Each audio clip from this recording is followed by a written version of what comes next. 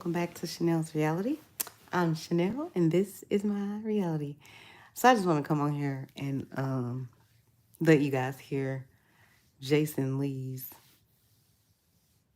opinion, so to speak, of this entire Diddy situation and music industry. So let's watch. Here, October 5th, Floyd Mayweather's coming to Stockton. Get him your tickets. First time selfish plug. Show up. Child. No, a lot of these celebrities, every single celebrity in the culture has been to Diddy's house, which means they've gone through all his phones, text messages. I can read you my text message to Diddy. What day is it airing on the show, on the network? Are you coming on the show? Diddy, what's this? It's all been business for me. It's been business for me. I don't have nothing inappropriate to them people because I don't deal with them like that. You sure? So you mean to tell me all those late nights, what you doing, where you at?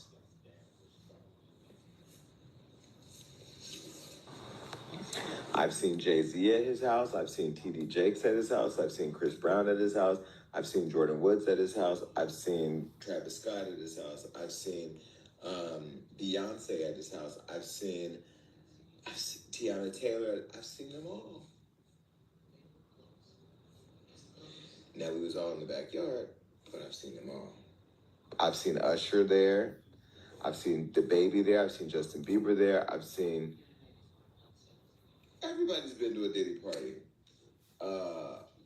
I've seen Lindsay Lohan, Ashton Kutcher, Demi Moore, Tyrese, Amber Rose.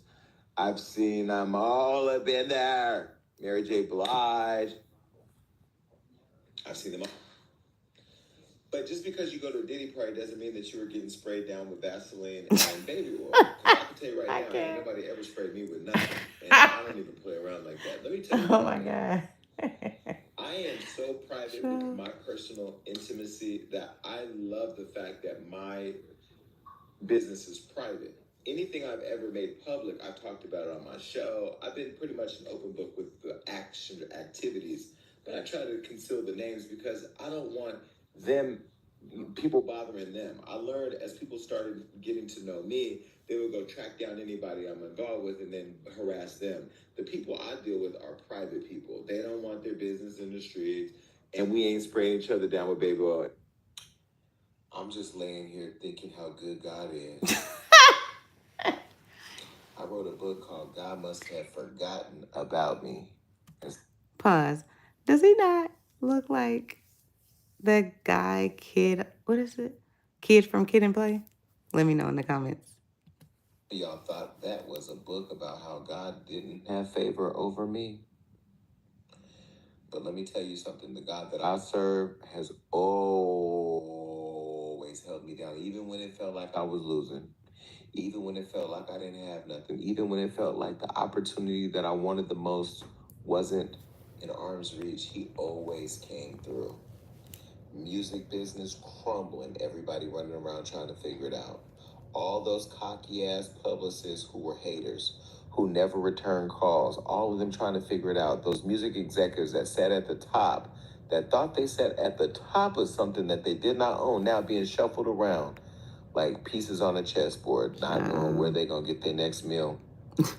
And then Diddy, not their next meal. That whole empire crumbling got a lot of y'all scared because your favorite rapper was sleeping with a 15-year-old. But listen, here's the deal. Oh. Do people good. Always do people good. Not with... Okay. This is where I draw the line. The irony, right?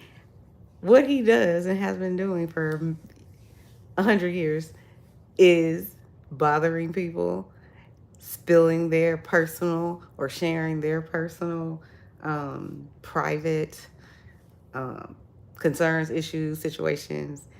But now he's giving advice to say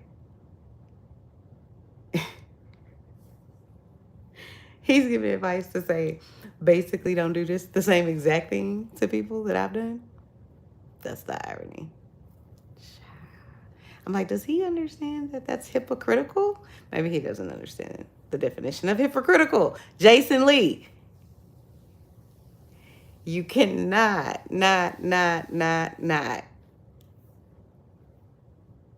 be so hypocritical. I don't even think you realize the way, or he probably regrets the words he said out of his mouth because it makes no sense. But he also is running for some public office wherever he is, and that clearly makes no sense. But here we are. So let's finish listening. Bottles of baby oil, good. I mean, like, be good to people. Be in the people business.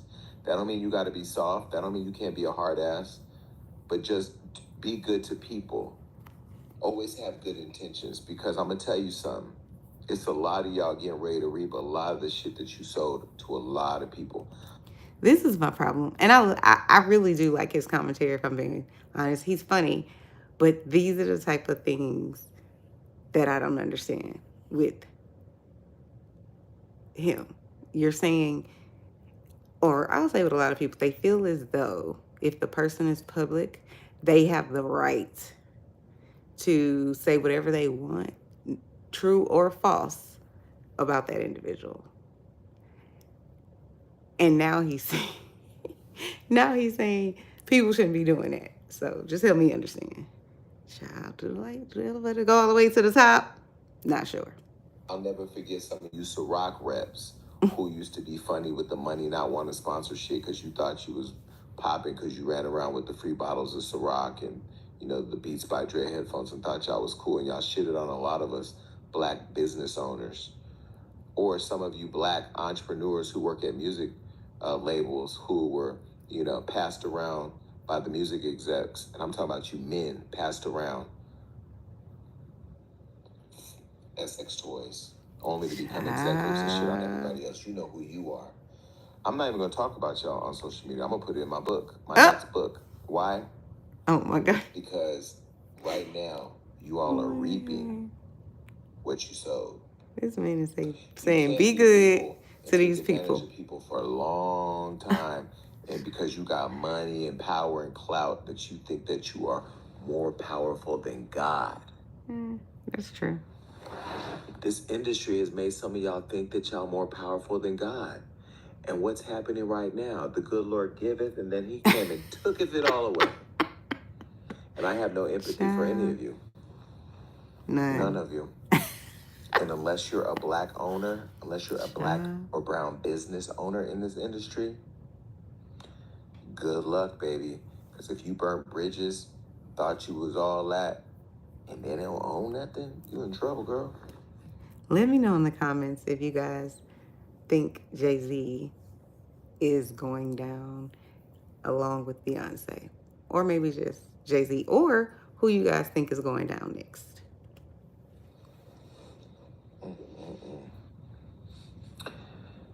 Those of you that don't believe that this is possible, the Bible also says warning comes before destruction.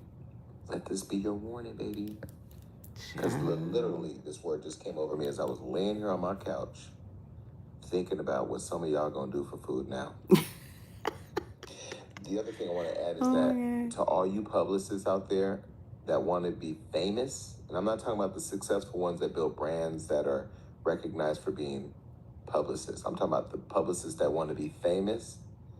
Don't hit me when that fame hits you in the wrong way, because I have a job to do, just like you have a job to do. Ain't that what some of y'all tell me? Oh, I'm just doing my job. Well, I'm just doing my job. And when your name come across my desk, and sometimes it may be a virtual desk, I'm going to do the Lord's work every time. Not the Lord. He even put the Lord Please into it. Don't call me or text me about this message, because I don't even want to talk to nobody right now. Child, I cannot. I am in peace. Y'all have been talking about Diddy for so long that you have literally torn at the fabric of my spirit. I don't want nobody to talk to me about baby oil. Meanwhile, listen, the stock of baby oil has gone through the roof. But anyways, carry on. Take that. Don't stop. I don't want to hear none of it. I don't want to hear no music. From anybody related to anybody related to anybody. You know. All right, guys. Let me know in the chat what you guys think. Talk to you later. Thank you for participating in another episode of Chanel's Reality.